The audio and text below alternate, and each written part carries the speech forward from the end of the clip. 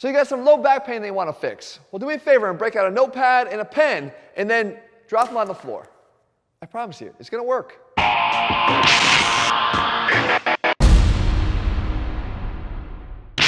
What's up, guys? Jeff Cavalier, ATHLEAN-X.com. So what happened? Did you actually bend over and pick it up, or is it still on the floor? Well, I will break out my muscle marker, because this is the kind of pen that I use. And I'm going to drop it right here on the floor, and I'm going to pick it up. But I want you to notice the difference here. When you did yours, did you look like this when you picked it up? Or did you look like this when you picked it up? Now, if you didn't even notice the difference there, then that's a little bit scary, but you know what? You're in the right spot here. I'm going to take care of you in this video. And everyone knows who's ever had to deal with back pain, or maybe they're dealing with back pain right now, whether it's disc-related or muscle spasm in your low back. It's a little bit uncomfortable to be bending forward to do anything. However, I'm telling you right now, bending forward and learning how to do it the right way is going to be the key to unlocking your long-term permanent solution to your back pain. So with that being said, instead of drawing all over myself with a muscle marker in this video to help you fix your problem, I'm going to take it to the next level. I'll meet you over at the board, the telestriator. So now before we look at shirtless Jeff here, let's take a look back at shirted Jeff in these two versions of the pickup. So if you look at them side by side now, it should become very apparent very quickly what the difference was. In one of them, I'm just simply bending forward at the waist and picking up what's on the floor. In the other one, I'm doing something a little bit prettier, or at least it looks biomechanically prettier, because I'm actually doing the direct opposite. The low back is maybe what's sticking out to you. It's flexing forward in this one here, and it's actually just staying straight in this one here. But that's not really what's happening. Look below that at the hips. At the hips, I'm simply flexing forward or allowing gravity to flex me forward in this one, but I'm hinging backwards in the other one. And that's the key. You need to learn the proper biomechanics of your hip joint in order to get your back in the right position to perform time over time over time without becoming injured. So what better way to learn how to do this properly than with an exercise that we can all do? This is an RDL. You don't have to have a heavy weight to do this, but having a bar in your hand or even a dowel will allow you to feel what I'm talking about, because the biofeedback you get from the bar riding up and down your legs is going to make you know that you're in the right position. So we have a comparison here, an improperly performed one and a properly performed. Let's start with the properly performed one.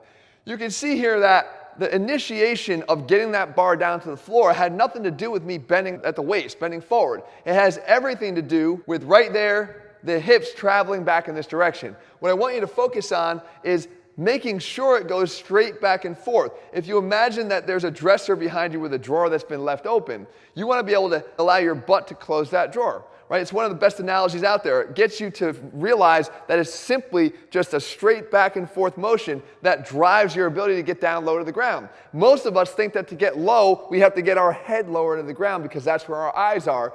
Really what we need to do is just simply get the hips back, and that will bring the head with it. So if we watch what this does, we see that getting the butt straight back, yes, it closes that drawer, and it gets me all the way down to the ground. Now the bar travel, what's going on there? Unlike what's happening over here, the bar is going to stay directly in contact with my legs, as you see all the way down past the knees. The knees don't have to bend very much to get out of the way. They stay right there. The bar has traveled straight up and down. Okay, now, what's driving the bar back up? The same thing that got it down to the ground. You're going to now, instead of bringing the hips backwards, you're going to bring the hips forward, and you'll see that that will bring that bar straight up again. Straight up, by letting the butt come this way.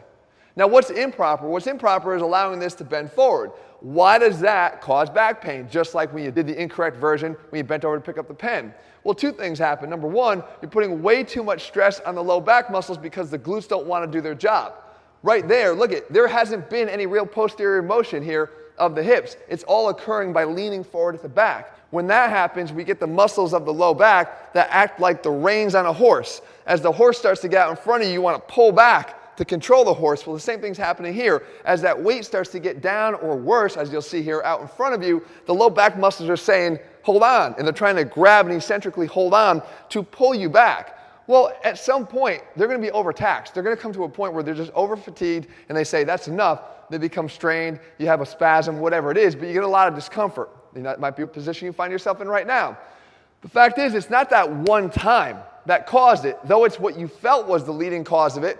it's what led to that over the period of many days, weeks, and months, is that doing the improper mechanics on the forward bend is what caused that to become fatigued to the point where it gives out on that one single time. So understand that we want to fix it every single time you pick something up, not just with a barbell in your hand, but when you're picking something off the floor. So if I go back here and I let it play out, if I let that bar drift, that's just increasing that moment arm and causing more strain on those low back muscles to have to do more work to control that weight as it drifts out longer and longer away from my hips. So the fact is, guys, you have to learn how to do this properly. Dragging that bar straight up and down is a good feedback to know that you're doing this right, but most importantly, it's the motion simply back and forth of the hips that drives proper hip extension and that gets you in position to do this right every single time and saves your back in the process.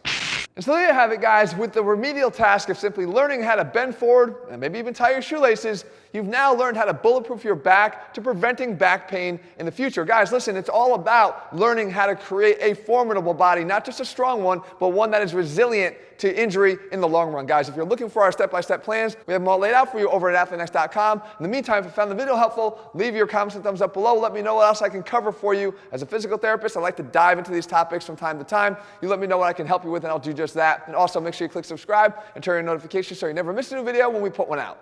All right, guys, see you soon.